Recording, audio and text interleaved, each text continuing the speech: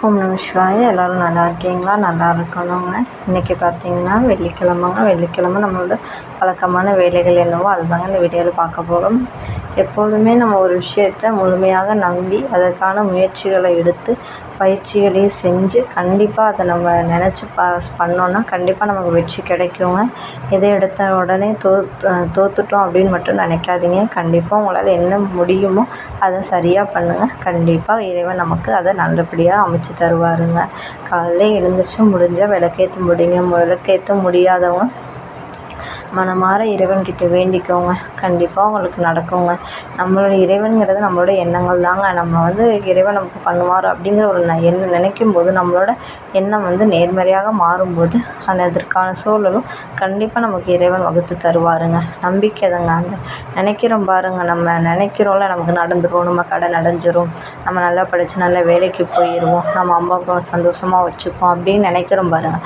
அந்த எண்ணமே நமக்கு ஒரு வெற்றி தாங்க. நீங்கள் எப்பொழுதுமே அதை முழுமையாக நம்புங்க. நீங்கள் கேட்கலாம், நமக்கு ஏன் இப்படி நம்ம நல்லது நினைக்கிறோம், சாமிக்கு நம்ம பூஜை பண்ணுறோம், ஆனால் எதுவுமே பண்ணாதவங்க கூட நல்லா தான் இருக்காங்க, நம்ம எல்லாம் பண்ணி நம்ம ஏன் கஷ்டப்படுறோம் அப்படின்னு நீங்கள் நினைக்கலாங்க. சில பேரோட கர்ம வினையின் காரணமாக கூட அப்படி நடக்கலாங்க. நம்பிக்கையை மட்டும் நீங்கள் இழக்காதீங்க. உங்களுக்கு இன்றைக்கி இல்லைனாலும் நாளை கழித்து கூட கண்டிப்பாக உங்களுக்கு நல்ல மாற்றம் நல்ல வாழ்க்கை கண்டிப்பாக அமையுங்க. நீங்கள் உங்களோட நம்பிக்கை அதை எப்போதுமே கைவிட்றாதீங்க. யார் என்ன சொன்னாலுமே உங்களால் முடிஞ்சதை உங்களை எப்படி நீங்கள் பாசிட்டிவாக வச்சுக்க முடியுமோ, உங்களை எப்படி நேர்மறையாக வச்சுக்க முடியுமோ அப்படி நீங்கள் அதை பார்த்து சரி பண்ணி வாழ்க்கையை நேர்மறையாக வாழுங்க. கண்டிப்பாக இன்றைக்கி இல்லைன்னாலும் நாளைக்கு கண்டிப்பாக நடக்குங்க. மற்றவங்க எதுவுமே பண்ண மாட்றாங்க, பட் அவங்களுக்கு லைஃப் செட்டில் ஆகிடுச்சு, நல்லா இருக்காங்க அப்படின்னா அவங்களோட காலகட்டம் அவங்களோட சூழ்நிலையை பொறுத்ததுங்க.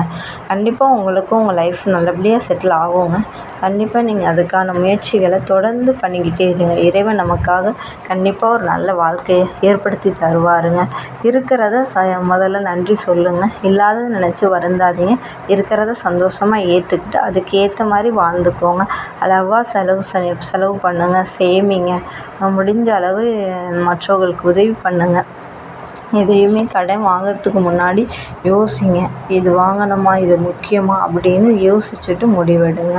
எடுத்தோம் கவுத்தோன்னு எந்த செயலையுமே செய்யாதீங்க. நிதானமாக ஆராய்ந்து இந்த வேலையை எப்படி சரியாக செய்யலாம் அப்படின்னு நினச்சி செய்யுங்க.